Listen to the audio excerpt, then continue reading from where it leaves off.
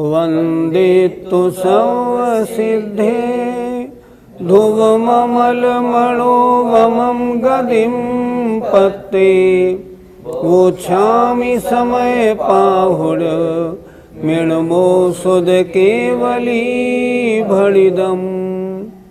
पंच परमेष्ठी भगवान की जय। समय सार जी के बंधाधिकार में प्रसंग चल रहा है कि भव्य इतना स्वाध्याय करता है, सब कुछ करता है, फिर भी मिथ्या दृष्टि क्यों है। तो आइए गाथा देखते हैं। नंबर 293। सदह दिय पत्ते दिया, रोचे दिय तह पुणो विफासे दिय,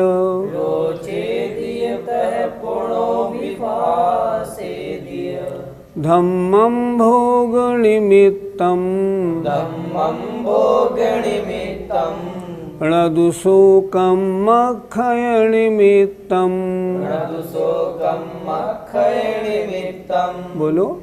सदह दिय पत्ते दिया, रोचे दिय पुणो विफासे दिय, धम्मं भोग निमित्तं णदुशोकं मक्षय निमित्तं।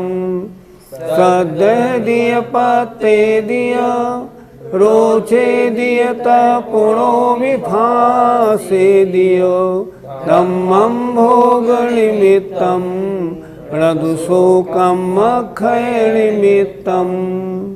एक एक शब्द का अर्थ ध्यान से देखें। सद्दह दिय, वह जो अभव्य जीव है, मुनि अवस्था धारण कर ली है, वो श्रद्धान करता है। और पत्ते दिय, प्रतीति विश्वास भी करता है। और रोचे दिय, रुचि भी करता है।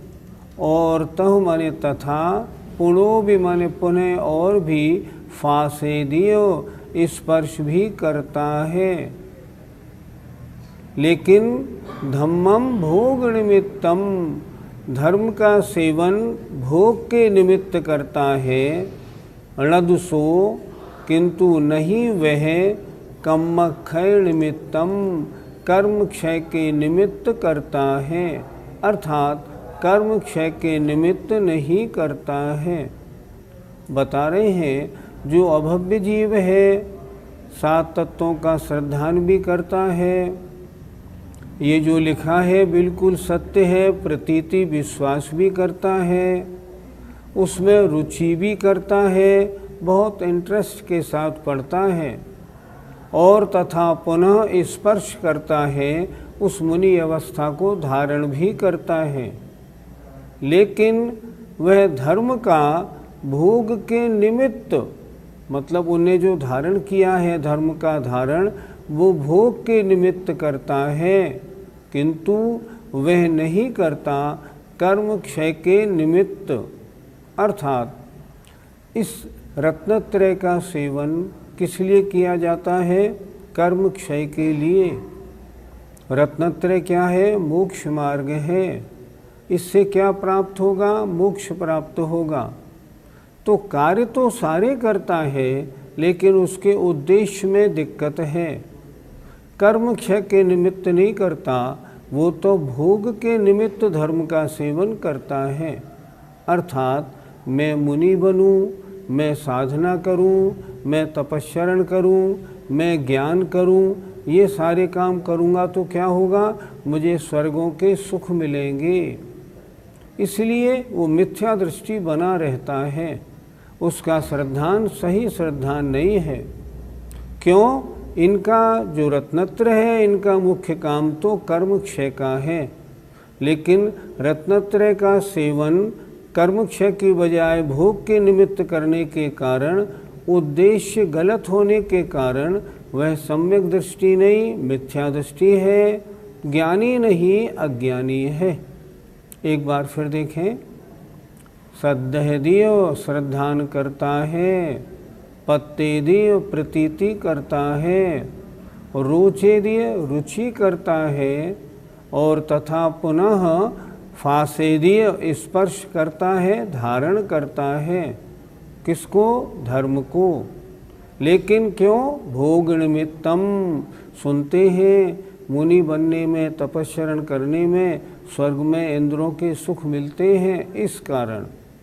जबकि किंतु वह कर्म क्षय के निमित्त नहीं करता, इसलिए उद्देश्य का सही ज्ञान न होने के कारण वह मिथ्या दृष्टि है। अर्थ देखें, वह अभव्य जीव भोग के निमित्त भूत धर्म का श्रद्धान करता है, प्रतीति करता है, रुचि करता है, तथा पुनः उसी का स्पर्श माने धारण आचरण करता है, परंतु कर्म क्षय के निमित्त रूप नहीं करता। तो पहले आया ना, भोग के निमित्त भूत धर्म का श्रद्धान करता है। श्रद्धान करने से, विश्वास करने से क्या होगा? भोगों की प्राप्ति होगी, इसलिए उसका उद्देश्य गलत है, वह अज्ञानी है। पंडित जी, अभव्य ऐसा क्यों करता है?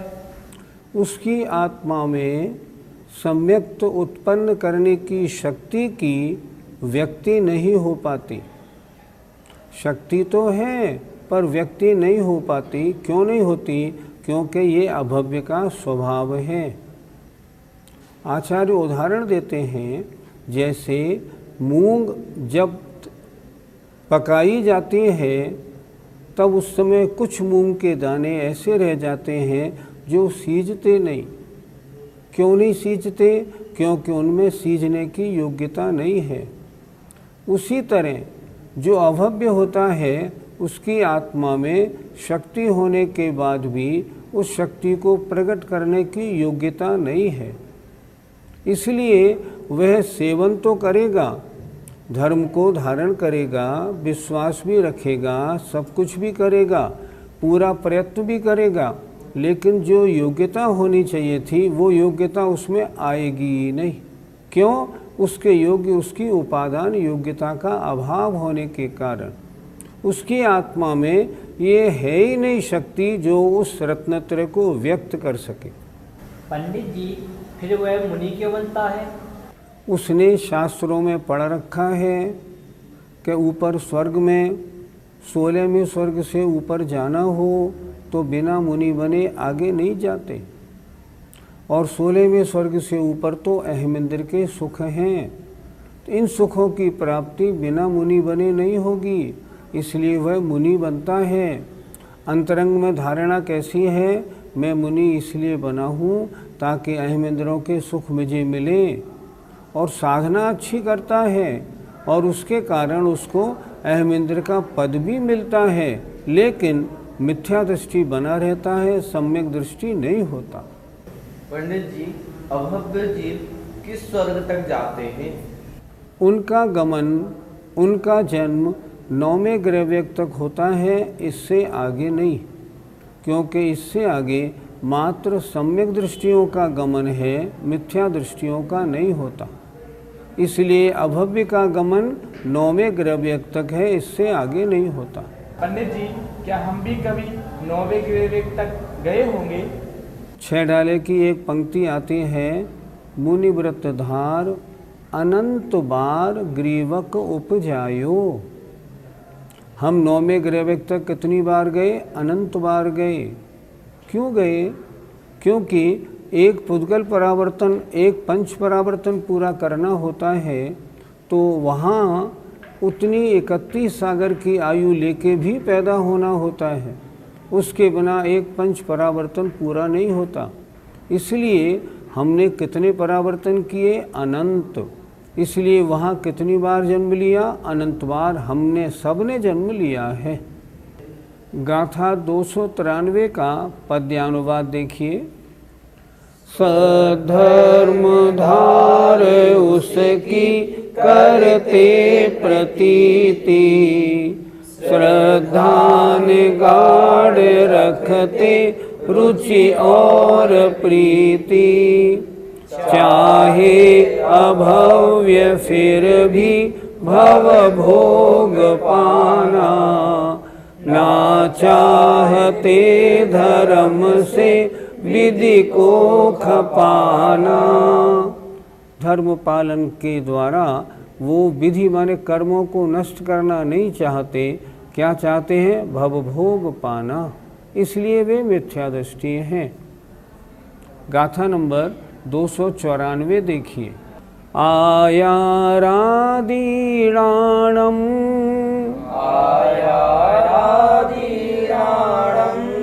जीवादिदंसनं च विण्णेयम्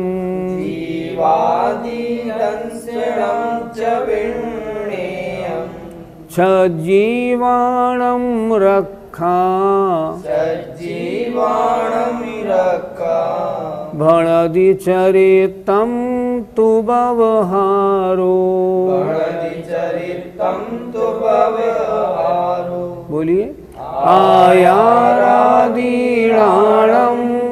जीवादिदंसनं च विण्णेयम् सजीवाणं रक्षा भणदि चरितं तु व्यवहारो।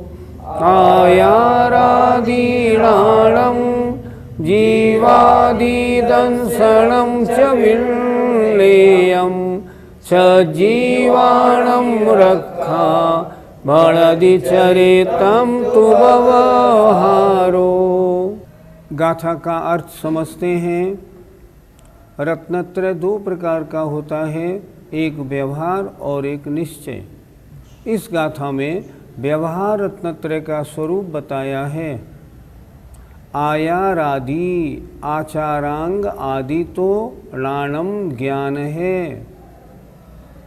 जीवादि दंसनम जीवादि तत्व का श्रद्धान दर्शन है। विण्णेयम जानना चाहिए। छज्जीवाणम छह काय के जीवों की रक्षा माने रक्षा, चरितम चारित्र है। व्यवहारो भणिदम व्यवहार ने ऐसा कहता है। व्यवहारने से दर्शन ज्ञान चारित्र का क्या स्वरूप है यहाँ स्पष्ट किया है। देखें। आयारादीणाणम आचारांग आदि ज्ञान है। द्वादशांग के नाम में पहला अंग है आचारांग। तो आचारांग आदि का अध्ययन करना, इसका नाम सम्यक ज्ञान है। लेकिन ये व्यवहार सम्यक ज्ञान है। जीवादि दंसनम जीवादिक 7 तत्वों का जैसा का तैसा श्रद्धान करना व्यवहार सम्यक दर्शन है। विण्णेयम जानना चाहिए। छज्जीवाणम रक्षा 6 काय के जीवों की रक्षा करना ये चारित्र है। व्यवहार सम्यक चारित्र है, ऐसा व्यवहार ने कहता है। हमने पहले भी बताया था व्यवहार ने अन्य की अपेक्षा बात करता है। तो क्या करना? इन शास्त्रों को पढ़ना सम्यक ज्ञान, इन तत्वों का श्रद्धान करना सम्यक दर्शन, 6 काय के जीवों की रक्षा करना सम्यक चारित्र है। यह व्यवहार ने का स्वरूप है। गाथा बहुत सरल है, आपके समझ में आई गई कि व्यवहार सम्यक दर्शन ज्ञान चारित्र का स्वरूप क्या है। इसलिए गाथा का पद्यानुवाद देखते हैं। तत्वार्थ में रुचि हुई दृग हो वहीं से, सज्जान हो मनन आगम का सही से।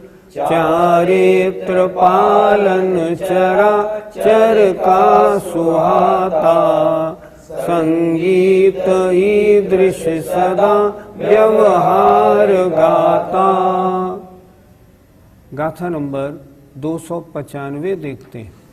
आदाखु मज्जणाणे आदाखु मज्जणाणे आदामे दंसणे चरितेय आदामे दंसणे चरितेय आदापचखाणे आदापचखाणे आदामे संवरे जोगे आदामे संवरे जोगे। बोलो। आदाखु मज्जणाणे आदामे दंसणे चरितेय आदापचखाणे आदामे संवरे जोगे। आदाखु मज्जणाणे आदामे दंसणे चरितेय आदापचखाणे आदामे संवरे जोगे। अब निश्चय रत्नत्रय का स्वरूप समझते हैं। पहली गाथा में व्यवहार सम्यक दर्शन ज्ञान चारित्र को बताया था। इसमें बता रहे हैं निश्चय सम्यक दर्शन ज्ञान चारित्र क्या है। आदाखु मज्जणाणे, खु माने निश्चय से, मज्ज माने मेरी आत्मा ज्ञान है। मे आदा दंसणे, मेरी आत्मा दर्शन है। मे आदा चरितेय, मेरी आत्मा ही चारित्र है। मे आदा पचखाणे, मेरी आत्मा ही प्रत्याख्यान है। और आदा मे आदा संवरे जोगे, मेरी आत्मा ही संवर है, योग है। आत्मा के अलावा अन्य किसी द्रव्य का यहाँ कोई आश्रय नहीं लिया जाता। व्यवहार ने अन्य द्रव्य के आश्रय है, निश्चय ने अपनी आत्मा के आश्रय है। जैसे ज्ञान क्या है? अपनी आत्मा को जानना। दर्शन क्या है? अपनी आत्मा का श्रद्धान करना। चारित्र क्या है? अपनी आत्मा में ही आचरण करना। प्रत्याख्यान क्या है? आत्मा का आत्मा में लीन हो जाना। संवर क्या है? योग क्या है? आत्मा का आत्मा में रहना। आत्मा ही आत्मा जहाँ है वो निश्चय रत्नत्रय है। अर्थात निश्चय रत्नत्रय या वीतराग रत्नत्रय जहाँ होता है वहाँ पर आत्मा के अलावा और किसी द्रव्य की कोई बात नहीं होती। सिर्फ आत्मा का ही श्रद्धान, आत्मा का ज्ञान, आत्मा में आचरण, सब कुछ आत्मा में होता है। अर्थ देखिए, निश्चय से, निश्चय नय से मेरी आत्मा ही ज्ञान, दर्शन और चारित्र है। मेरी आत्मा ही प्रत्याख्यान है और मेरी आत्मा ही संवर और योग है। पंडित जी, क्या व्यवहार रत्नत्रय मिथ्या दृष्टि निराज के माना जा सकता है? व्यवहार, सम्यक दर्शन, ज्ञान, चारित्र, तीनों की एकता व्यवहार रत्नत्रय। आगम में हम देखते हैं व्यवहार सम्यक दर्शन 7 प्रकृतियों के 6 क्षयोपशम से उपशम से होने वाला सम्यक दर्शन व्यवहार सम्यक दर्शन है। तो जब व्यवहार सम्यक दर्शन में 7 प्रकृतियों का 6 उपशम है तो वह मिथ्या दृष्टि के कैसे हो सकता है? नहीं हो सकता। ऐसा कभी नहीं समझना कि ये व्यवहार उपचार है। जो रत्नत्रय ना हो उसको रत्नत्रय कहना ये व्यवहार है, ऐसा नहीं। व्यवहार साधन है, निश्चय साध्य है, लेकिन व्यवहार में आत्मा के परिणामों की पवित्रता पूरी है। व्यवहार सम्यक चारित्र में जो अनंतानुबंधी या प्रत्याख्यान का अनुदय चाहिए मौजूद है, नहीं तो व्यवहार चारित्र नहीं होगा। इसलिए अपनी भूल हो तो निकाल दें, व्यवहार रत्नत्रय भी रत्नत्रय है, पर वह प्राथमिक है, इसलिए साधन रूप है। साध्य रूप निश्चय रत्नत्रय है। पंडित जी, क्या भावलंबी साधु में दोनों रत्नत्रय एक साथ होते हैं? नहीं होते। जिस समय व्यवहार रत्नत्रय होता है, निश्चय रत्नत्रय नहीं होता। और जब आत्मा में निश्चय रत्नत्रय होता है तो व्यवहार रत्नत्रय नहीं होता। पहले व्यवहार होता है, बाद में निश्चय होता है, पर कभी दोनों एक साथ नहीं होते। आगम स्पष्ट यही कहता है। बहुत से लोगों की धारणा है जहाँ निश्चय रत्नत्रय वहाँ व्यवहार रत्नत्रय तो है ही, पर नहीं, ऐसा नहीं होता। क्यों नहीं होता? रत्नत्रय के साथ जब तक शुभोपयोग है तब तक व्यवहार रत्नत्रय है, और जब शुद्धोपयोग है तो निश्चय रत्नत्रय है। कभी शुद्धोपयोग शुभोपयोग कभी एक साथ नहीं होते। बहुत से जीवों की धारणा है शुद्धोपयोग शुभोपयोग एक साथ होते हैं, वह आगम सम्मत नहीं, उसको ठीक करनी चाहिए।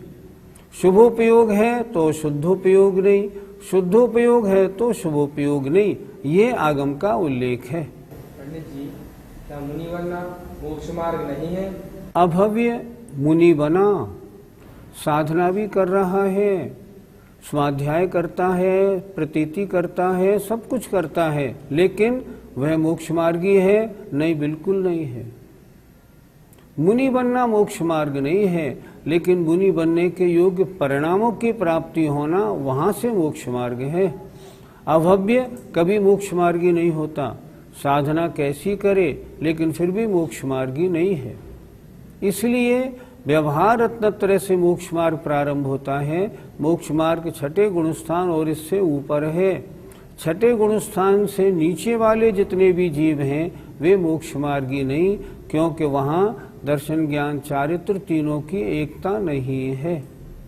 गाथा 295 का पद्यानुवाद देखिए। विज्ञान में चरण में दृग संवरों में, और प्रत्याख्यान गुण में लसता गुरु में।